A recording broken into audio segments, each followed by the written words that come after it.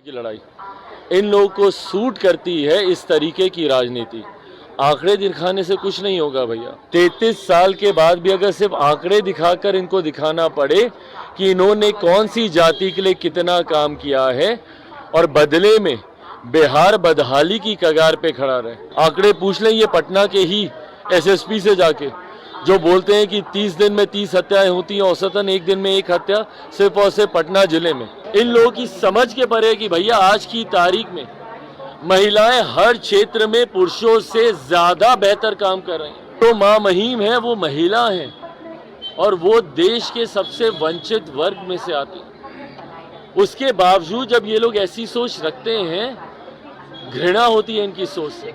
वो दिन दूर नहीं जब महिलाओं ने इनको जवाब दिया है और आने वाले समय में पुनः उनको जवाब देंगे। नमस्कार, आप लाइव बिहार देख रहे हैं। मैं हूं राजमोहन तिवारी। बिहार की सियासत में बीते कई दिनों से ब्राह्मण बनाम ठाकुर की लड़ाई देखने को मिल रही है। आरजेडी के राज्यसभा सांसद मनोज झा ने संसद के विशेष सत्र में जो ठाकुर का कुआं को कविता पढ़ी, उसके बाद उनके ही पार्टी के विधायक चेतन आनंद ने और फिर बाद में पूर्व बाहुबली सांसद आनंद मोहन ने उनके खिलाफ मोर्चा खोल दिया। बीते दिन राजद नेता और उप मुख्यमंत्री तेजस्वी यादव का भी इस पर बयान आया और उन्होंने मनोज झा का समर्थन किया और आंकड़ों के हिसाब से समझाने की कोशिश की कि देखिए सबसे ज्यादा राजपूत विधायक राजद के पास हैं। और अब इस पर लोजपा रामविलास के राष्ट्रीय अध्यक्ष चिराग पासवान ने पलटवार किया है। आंकड़ों का हिसाब देने पर उन्होंने तेजस्वी यादव को तो जवाब दिया ही, इसके अलावा आरजेडी के कद्दावर नेता पूर्व मंत्री अब्दुल बारी सिद्दीकी ने महिला आरक्षण विधेयक पर जो विवादित बयान दिया था उस पर भी उनकी जमकर उन्होंने क्लास ली है। सुनिए क्या कुछ कह रहे हैं चिराग पासवान। वहां पर हम लोग गए थे, क्यों नहीं गए विपक्षी दलों के गठबंधन के साथ ही? खुसरूपुर में जब ये घटना हुई थी क्यों नहीं गए थे ये लोग? और आज जब पुनः एक और ऐसी घटना सामने आई है, क्यों नहीं मुख्यमंत्री जाना जरूरी समझते, या उनकी पार्टी के राष्ट्रीय अध्यक्ष जाना जरूरी समझते, या तमाम ये विपक्षी दलों में से कोई क्यों नहीं जाता है वहां पर? हम लोग तो भाई गए थे वहां पर, इस घटना में भी हम लोग जाएंगे। पर जो लोग सत्ता में हैं, जिनकी जिम्मेदारी है न्याय दिलाने की, वो लोग अगर इस पे खामोश बैठेंगे और सिर्फ राजनीति करेंगे तो वो गलत है। चिराग पासवान जी अब्दुल बारी सिद्दीकी महिला आरक्षण बिल को लेकर सवाल खड़ा कर रहे हैं। वो कह रहे हैं कि अगर बहुकट वाली लिपस्टिक वाली महिलाएं संसद भवन में नौकरी करेगी तो जो अति पिछड़ा वर्ग की महिलाएं हैं उनका क्या होगा? ये इनकी सोच को दर्शाता है कि महिलाओं को लेकर कितनी ओछी और छोटी सोच है। मेरी पार्टी पूरी तरीके से इस सोच की निंदा करता है जो महिलाओं को सिर्फ उनके रंग रूप वेशभूषा से जोड़कर देखते हैं। ऐसे में मुझे लगता है ऐसे वक्तव्य के ऊपर अपनी टिप्पणी तक देना, क्योंकि इन लोगों की सोच अभी उलझी हुई है, जहां पर ये लोग महिलाओं को सिर्फ पर्दे में और चूल्हा चौखट के पीछे ही बांध के रखना चाहते हैं।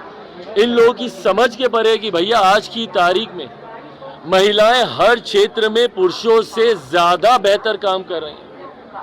उदाहरण हम दे, फ्लाइटें उड़ा रही हैं भैया, देश को चला रही हैं। हमारे देश के सर्वोच्च पद पर जो मां मुहिम है वो महिला हैं और वो देश के सबसे वंचित वर्ग में से आती हैं। उसके बावजूद जब ये लोग ऐसी सोच रखते हैं, घृणा होती है इनकी सोच से। हमारा एक ऐसा देश है जहां पे देश के रक्षा मंत्रालय का नेतृत्व हमारी महिला कर चुकी है। आज की तारीख में वित्त मंत्रालय जैसे सबसे बड़ी जिम्मेदारी एक महिला निभा रही है। और ऐसे में जब ये कुछ ऐसे नेता और ये ऐसे राजनीतिक दल जो महिलाओं को सिर्फ एक कैटेगरी में बांध के रखना चाहते हैं, वो दिन दूर नहीं जब महिलाओं ने इनको जवाब दिया है और आने वाले समय में पुनः उनको जवाब देंगे। तेजस्वी यादव ने कल एक आंकड़ा पेश किया और कहा कि ठाकुरों को सम्मान देने की जहां तक बात रही, सबसे ज्यादा विधायक आरजेडी के पास सबसे ज्यादा राजपूत विधायक है, लेकिन ऐसा नहीं है, भाजपा के पास सबसे ज्यादा विधायक है। और उन्होंने और उसके बाद जब ऐसा विवाद आता है तो खुलकर इनके नेता स्पष्टीकरण तक देना जरूरी नहीं समझते। इन लोग को सूट करता है ये अगड़ा पिछड़ा की लड़ाई, इन लोगों को सूट करती है इस तरीके की राजनीति। आंकड़े दिखाने से कुछ नहीं होगा भैया। आंकड़े अगर आप दिखाएं, उससे ज़्यादा ज़रूरी है कि बिहार की जनता समर्थन करे। लगभग 33 साल से इन लोगों की सरकार बिहार में रही। 33 साल के बाद भी अगर सिर्फ आंकड़े दिखाकर इनको दिखाना पड़े कि इन्होंने कौन सी जाति के लिए कितना काम किया है और बदले में बिहार पे खड़ा रहे।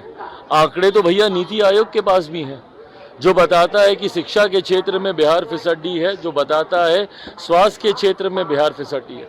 आंकड़े वो भी हैं जो दर्शाते हैं कि अपराध के क्षेत्र में बिहार सबसे आगे है, भ्रष्टाचार के क्षेत्र में सबसे आगे। आंकड़े पूछ लें ये पटना के ही एसएसपी से जाके, जो बोलते हैं कि 30 दिन में 30 हत्याएं होती हैं, औसतन एक दिन में एक हत्या सिर्फ और सिर्फ पटना जिले में।